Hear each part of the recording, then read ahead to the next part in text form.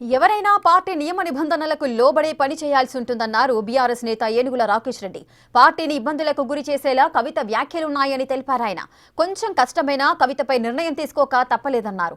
భవిష్యత్తులో కవిత ఏం చేస్తారన్నది వాళ్లే చెప్పాలంటున్న రాకేష్ రెడ్డితో మా ప్రతినిధి రాజేష్ ఫేస్ టు ఫేస్. పొదుపు జరిగిందని చెప్పాలి.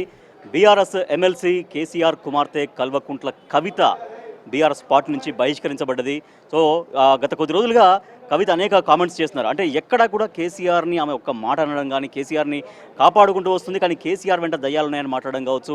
నిన్న ప్రెస్ మీట్లో హరీష్ రావు తర్వాత సంతోష్ రావు వీళ్ళ పేర్లు తీసుకొని వీళ్ళ వల్లే కేసీఆర్ బదనం అవుతున్నారు, వాళ్ళ సిబిఐ ఎంక్వైరీ దాకా తీసుకొచ్చారంటే కారణం వీళ్ళే అంటూ చాలా తీవ్ర వ్యాఖ్యలు చేశారు. సో దీంతో ఇక తప్పనిసరి పరిస్థితుల్లో బీఆర్ఎస్ పార్టీ కల్వకుంట్ల కవిత పైన వేటు వేసింది. ప్రస్తుతం మనతో బీఆర్ఎస్ పార్టీ సీనియర్ నాయకులు ఏనుగుల రాకేష్ రెడ్డి గారు. సో చాలా ఒక పెద్ద డెసిషన్ అని చెప్పొచ్చు. కవిత గారి సస్పెన్షన్ చేయడానికి గల కారణాలు ఏమొచ్చినాయి? పార్టీలో ఏ నాయకుడైనా ఏ కార్యకర్త అయినా పార్టీ నియమ నిబంధనలకు లోబడి పనిచేయాల్సి ఉంటుంది.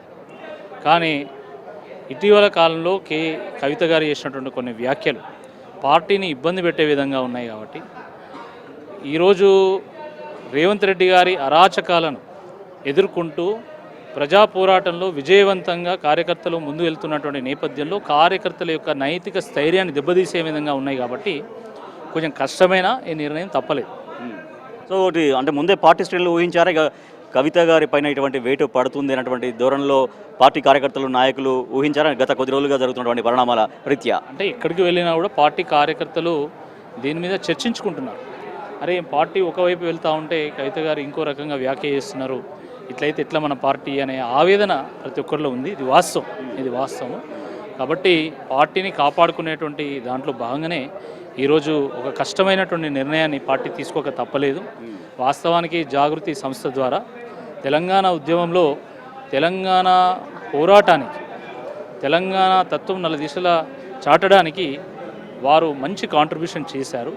కానీ ఇప్పుడున్నటువంటి ఈ పరిస్థితుల్లో, ఎందుకంటే 10 ఏళ్ళు అధికారంలో ఉండి తర్వాత ప్రతిపక్షానికి మనము రెస్ట్రిక్ట్ అయ్యి ఈరోజు ప్రతిపక్షంలో ఉంటూ కాంగ్రెస్ ప్రభుత్వం చేస్తున్నటువంటి అరాచకాన్ని ఎదుర్కొంటూ కేసుల పాలవుతూ జైళ్ల పాలవుతూ అయినా కూడా తెలంగాణ అస్తిత్వం కోసం కానీ కవిత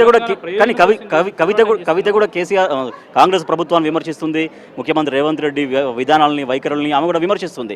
దట్టు ఎక్కడ మీ పార్టీ అధినేత అయినటువంటి కేసీఆర్ని ఎక్కడ విమర్శించలేదు. సరే పార్టీ వర్కింగ్ ప్రెసిడెంట్ కేటీఆర్ని ఉద్దేశించి మాట్లాడారు, తర్వాత హరీష్ రావుని ఉద్దేశించి మాట్లాడారు, సంతోష్ని ఉద్దేశించి మాట్లాడారు, కానీ ఎక్కడ కేసీఆర్ని ఉద్దేశించి ఎక్కడ మాట్లాడలేదు. బట్ రేవంత్ రెడ్డిని అంటే సీఎంని డైరెక్ట్గా నేరుగా విమర్శిస్తున్నారు పార్టీ వైఖరిలో. కానీ వారు రేవంత్ రెడ్డి గారిని విమర్శించవచ్చు, కానీ వారు మాట్లాడేటువంటి మాటలు మన ప్రయోజనాలను దెబ్బతీస్తున్నాయి, పార్టీ యొక్క ప్రయోజనాలు దెబ్బతీస్తున్నాయి. కాబట్టి ఈ నిర్ణయం తప్పలేదు అంతే.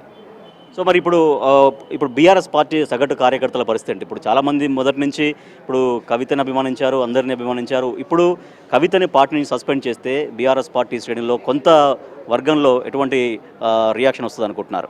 కవిత గారిని అనుసరించినటువంటి వాళ్ళు ఉన్నారు, మిగతా నాయకులను అనుసరించినటువంటి నాయకులు కూడా ఉన్నారు. But end of the day ప్రతి ఒక్కరు కూడా కేసీఆర్ గారిని అభిమానిస్తారు. కేసీఆర్ గారు చేసినటువంటి పోరాటం అద్వితీయమైనదని వారిని స్ఫూర్తిగా తీసుకొని పార్టీలో పనిచేస్తూ ఉంటారు. ఇప్పుడు కేసీఆర్ గారి వెంట నడిచేటువంటి బీఆర్ఎస్ పార్టీ వెంట కార్యకర్తలందరూ కూడా నడుస్తారు. అందులో ఎటువంటి అనుమానం లేదు. ప్రతి ఒక్కరూ కేసీఆర్ గారి వెంటనే నడుస్తారు, ఇంకా అందులో అటువంటి అనుమానం లేదు. ఓకే, ఇప్పుడు కవిత నెక్స్ట్ స్టెప్ ఏముంటుంది అనుకుంటున్నారు బీఆర్ఎస్ పార్టీ లీడర్గా మీరు? సో ఆమె ఆలోచన ఎట్లా ఉంది, అంటే ఆమె ఆలోచన ఎట్లా ఉండే అవకాశం ఉంది? కవిత గారు చెప్పాలి, టైం విల్ డిసైడ్. సో ఈరోజు ప్రతి కార్యకర్త కూడా కేసీఆర్ గారు వెంబడి ఉన్నారు, బీఆర్ఎస్ పార్టీతో ఉన్నారు. కష్టమైన నిర్ణయం అయినా దీన్ని ప్రతి ఒక్కరు కూడా స్వాగతిస్తున్నారు. ఎవరు కోరుకోలేదు, ఇలాంటి నిర్ణయాన్ని ఎవరు కోరుకోలేదు.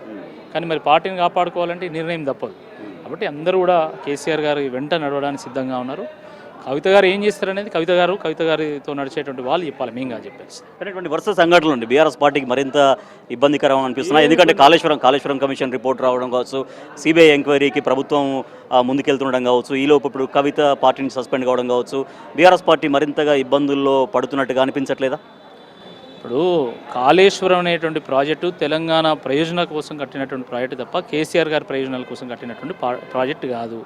దశాబ్దాల కరువును కడతీర్చాలని, ప్రజల కష్టాలను తొలగించాలని రైతుల కన్నీళ్లు తుడవాలని కేసీఆర్ గారు ఈ ప్రాజెక్టుని కట్టారు. నిజం నిలకడ మీద తేలుతుంది, సత్యం జయిస్తుంది, అంతిమంగా ధర్మమే నిలబడుతుంది. కాబట్టి వేచి చూడాలి. వీటి అన్నిటినీ ఎదుర్కొనేటువంటి శక్తి ఘోష్ కమిషను, సుప్రీంకోర్టు, తర్వాత మన ఈ సిబిఐని వీళ్ళందరి దగ్గర కూడా వాస్తవం తెలియజెప్పేటువంటి ఒక ప్రయత్నం చేస్తాం. అందరినీ ఈ ఘోష్ కమిషన్ కానీ లేకపోతే ఈ వీళ్ళ అరాచకాలని సిబిఐ కానీ లేకపోతే వీళ్ళ అరాచకాలను ఎదుర్కొనేటువంటి శక్తి బీఆర్ఎస్ పార్టీకి ఉంది. రైట్. అంటే ఇప్పుడు కవిత ఈ రకంగా సస్పెండ్ కావడం, తర్వాత బయట ఒక పార్టీ పెడితే గనక బీఆర్ఎస్ చీలిపోతుంది అనుకోవట్లేరా? నేను ఇదే చెప్తున్నా కదా, ఈరోజు కవిత గారు ఎంబడి ఉన్నటువంటి వాళ్ళకైనా లేకపోతే మిగతా నాయకులు ఎంబడి ఉన్నటువంటి వాళ్ళకైనా కేసీఆర్ గారే స్ఫూర్తి. కేసీఆర్ గారి మార్గంలో వాళ్ళు నడుస్తున్నారు. కాబట్టి అసలు ఒకవేళ వారు పార్టీ పెట్టినా కూడా అందరూ కూడా బీఆర్ఎస్ పార్టీ వెంట నడుస్తారు తప్ప ఇంకో నిర్ణయం తీసుకోరని చెప్పి నేను భావిస్తున్నాను. రైట్. ఓకే రాకేష్ రెడ్డి గారు, ఎస్, ఇక బీఆర్ఎస్ కవితను సస్పెండ్ చేసినప్పటికీ కూడా కవిత వెంట ఎవరు వెళ్ళరు, బీఆర్ఎస్ పార్టీ వెంటనే ఉంటారు. కేసీఆర్ నాయకత్వమే తమకు తమ పార్టీకి ఒక అండాదండ, కానీ కవిత వెంట ఎవరు నడవరంటూ బీఆర్ఎస్ నాయకులు చెప్తున్నారు.